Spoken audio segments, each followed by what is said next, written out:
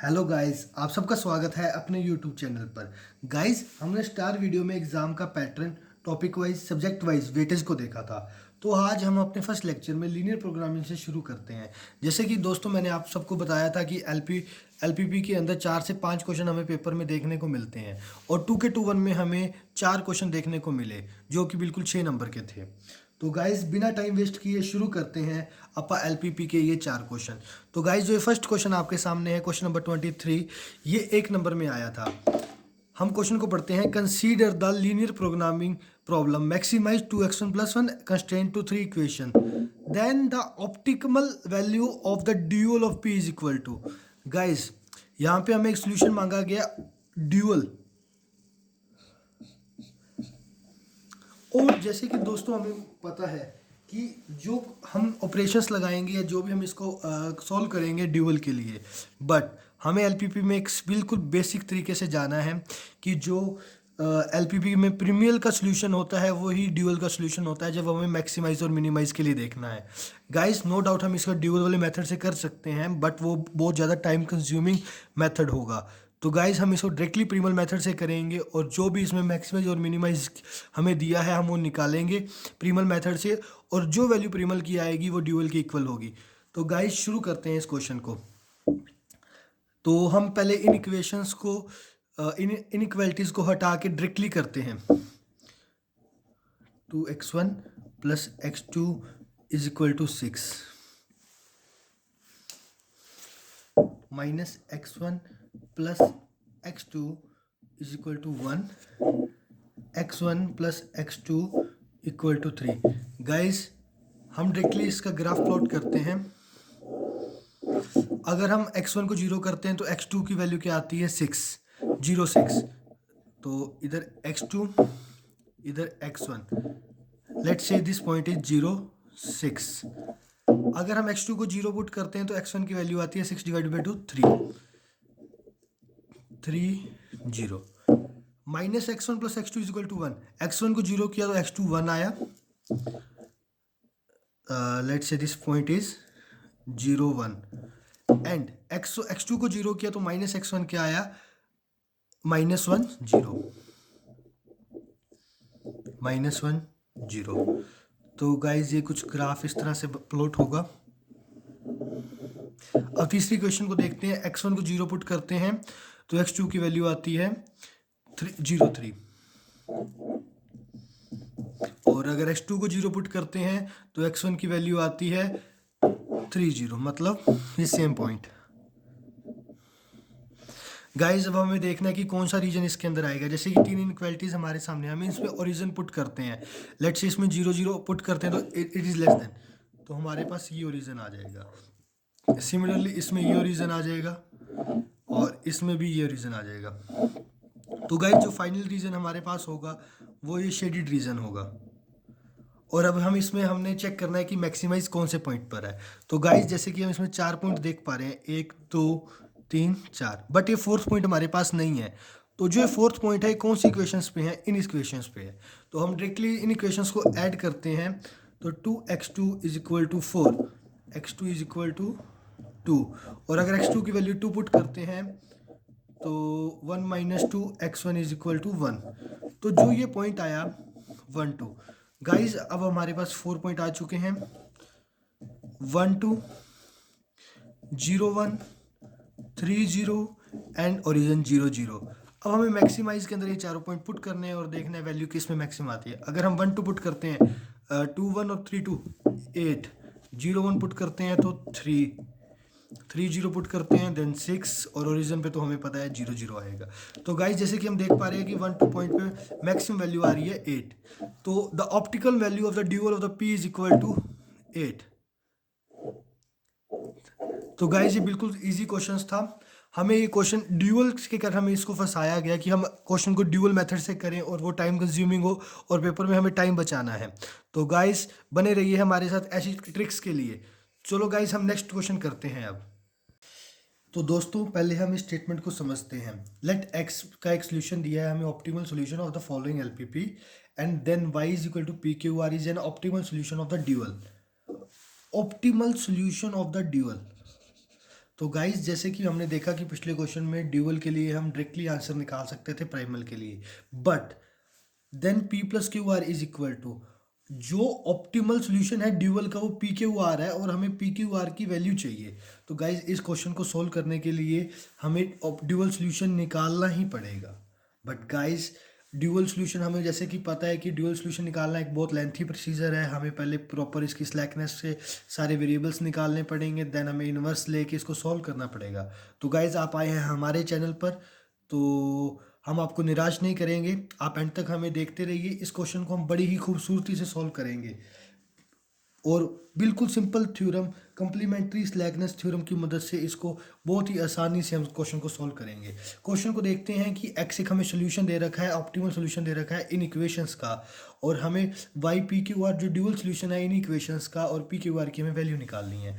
तो गाइस सबसे पहले हम क्या करते हैं, इन इक्वेशंस को ड्यूअल इक्वेशंस में कन्वर्ट करते हैं और देन कंप्लीमेंट्री स्लैकनेस थ्योरम की मदद से इस क्वेश्चन को चुटकियों में कर देंगे। तो गाइज शुरू करते हैं ये क्वेश्चन। सबसे पहले हम इन इक्वेशंस को ड्यूअल इक्वेशंस में कन्वर्ट करते हैं।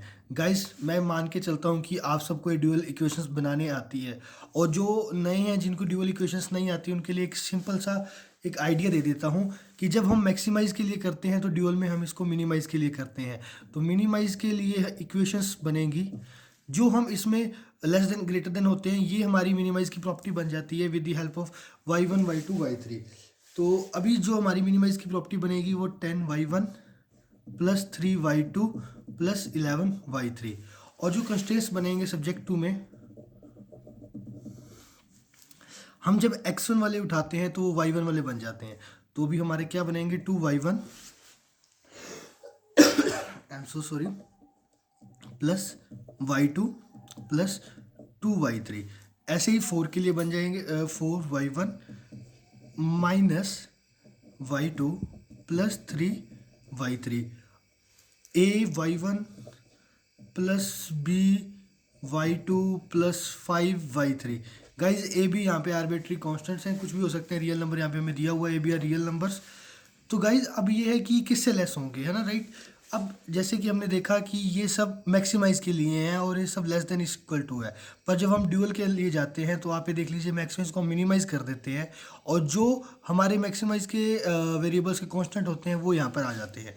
तो 4 1 माइनस 3, तो गाइज यहाँ पे ये लेस देन होते हैं तो यहाँ पे इनको ग्रेटर देन कर देते हैं। क्यों गाइज, यहाँ पे देखिए x1 x2 3 जो हमारे मेन वेरिएबल्स हैं ऑप्टिमल सोल्यूशन के, वो ग्रेटर देन 0 है। तो अब जब हम इनमें सॉल्यूशन को पुट करेंगे तो ये इसको सेटिस्फाई करेंगे। तो गाइज अभी अभी हम ये देखते हैं कि जो कंप्लीमेंट्री स्लैकनेस थ्योरम है वो हमें क्या कहती है।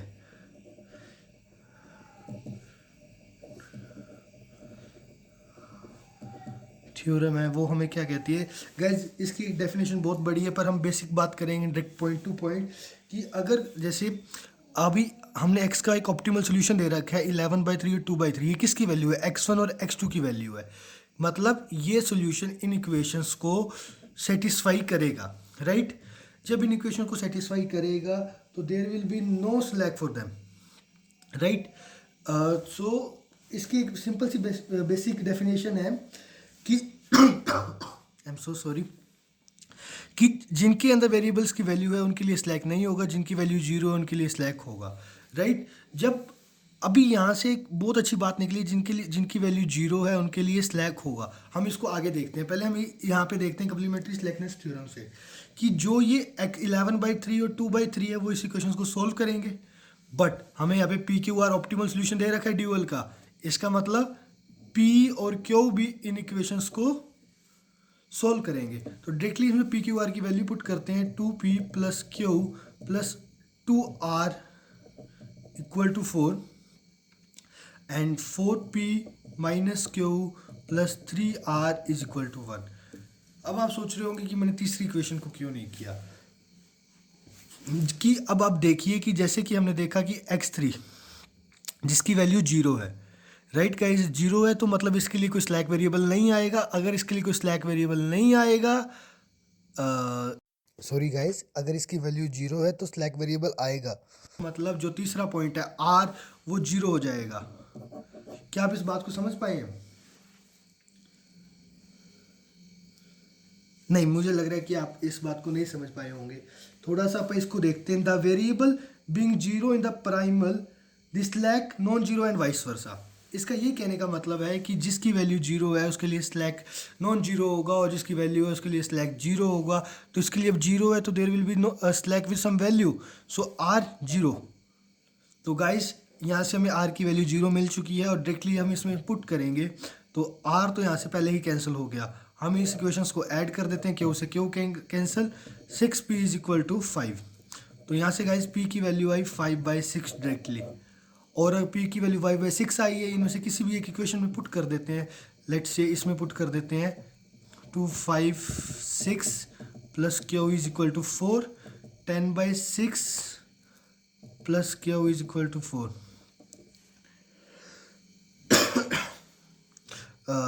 एक मिनट चेक कर लीजिए। 5/6 तो 10/6 हो गया, और r की वैल्यू जीरो है क्यू, तो क्यू की वैल्यू आएगी 4 minus 10/6, 4 6 24, 4 6 24 minus 10/6, this is 14/6, right guys. और अब हमें सोल्यूशन निकालना है p plus Q plus R का। p plus Q plus R का, r तो वैसे भी जीरो है, क्यू की वैल्यू आई है क्यू की वैल्यू आई थी यहाँ से 14/6। तो यहाँ पे इसकी ऐड करते हैं 5/6 प्लस 14/6, 19/6। हमें यहाँ पे जो आंसर निकालना है round off to the 2 decimals, right. तो 6 3 18, 1.1666, राउंड ऑफ टू 2 डेसिमल्स 3.17 इस आंसर। तो गाइज बिना हमने इस ड्यूअल को सोल्व किए इस आंसर को हमने बहुत ही आसानी से और बहुत कम टाइम में सोल्व कर लिया। तो गाइज अगले 2 क्वेश्चन हम अगली वीडियो में देखते हैं, तो बने रहिए हमारे यूट्यूब चैनल के साथ। जो नए हैं प्लीज़ सब्सक्राइब आवर चैनल। तो thank you guys, thank you so much.